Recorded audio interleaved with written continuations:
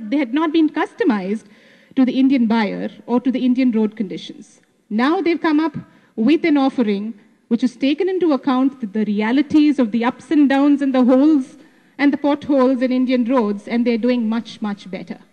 So that was a learning process for them. On the other hand, what did an Indian company like the Tatas do? They came up with the Nano the first time itself because they're aware of what is it that would work in the Indian situation. Not only has it been a runaway success in India, it is being lapped up by the rest of the world. And why is it being lapped up by the rest of the world? And that brings me to the second point. You people have the native intelligence. The second point, which is really a mantra for success these days, is what people call frugal innovation. How many of you have heard of frugal innovation? I'll tell you what frugal innovation really means. It means that if your father gives you a pocket money of only 10 rupees, okay, and you find that you want to go and get yourself a chocolate that is worth 15, you just tell your friend, you know what, I'm going to do this favor for you, get me the rest of the 5, and I'll figure out how to buy a 15-buck worth chocolate for just 10 rupees. That is frugal innovation. It is being innovative in a context where you're constrained by resources. The world over, people are looking for frugal innovation today. Okay. And believe it or not, this is something that is there in our very DNA. Each of you has frugal innovation in your DNA because as a developing nation, we have always been constrained and limited by the resources we have. We have learned to make do with limited resources, and therefore we have learned also to be innovative within limited resources. And this is something which is becoming so very important all over the place.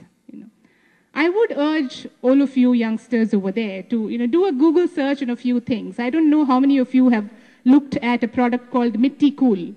Now, Mitticool is a very low-cost refrigerator developed in a small village in Ahmedabad that gives you a refrigerator at 1/10 the cost of what is available in the market. Okay?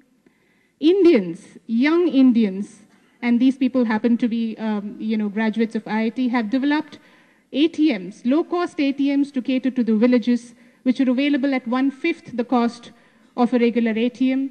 Know how to deal with soiled notes. That is where the native intelligence comes in. We all know that farmers don't have crisp notes to deal with. So these ATMs know how to deal or how to handle soiled notes. And because of the power problems there, these ATMs consume about 1/10 of the energy that other ATMs do. That is frugal innovation. I could go on and on. There is a healthcare, a heart monitor, which has been developed by young Indians at 1/10 the price of what is available in the rest of the world. GE has now used Indian talent to create an ECG machine at 1/10 the cost at which it has produced it elsewhere in the world. So people are looking to India for frugal innovation. I'm just trying to tell you that frugal innovation is very much part of you all. You need to be able to leverage that capability to be able to be successful here. The third reason why I believe that you all have an amazing, amazing advantage as global citizens is because of what is glibly called our value systems. For very long now, we have thought values are something just nice to have, nice to talk about, but nothing very, important about it, especially amongst most irreverent youngsters, who probably don't want the time to even understand what is it that they have imbibed for free from the environment around them. I would also like to request you to look at, a column which a newspaper called The Business Line comes out with. It has this column which kind of interviews several people on the mentor page, which asks CEO and senior people as to what is the quality you look for when you recruit youngsters. And believe me, 99%, if not 100% of these people say, not any knowledge, not any skill sets. They say sincerity, trustworthiness, loyalty, hard work. These are the traits that they look for. And these are the values which come to you for free, especially in an institution like Sankara School.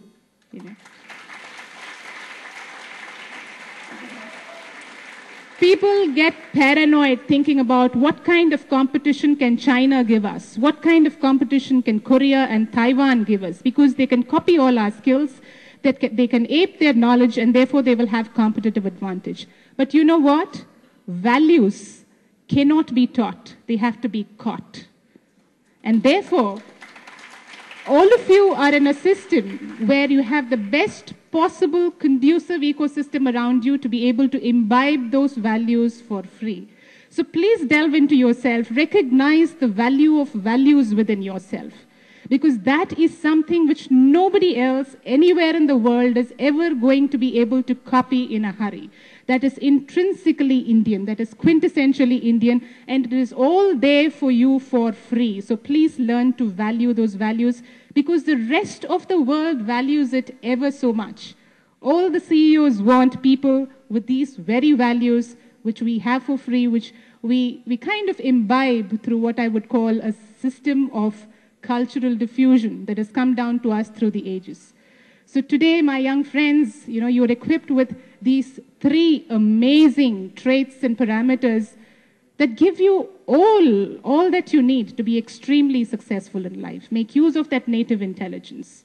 Make use of your ability to frugally innovate in a constructive way, and never lose sight of your values.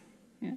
If you keep these 3 things in mind, I'm very, very sure that the India opportunity that so many people all over the world will be there for the asking for all of you.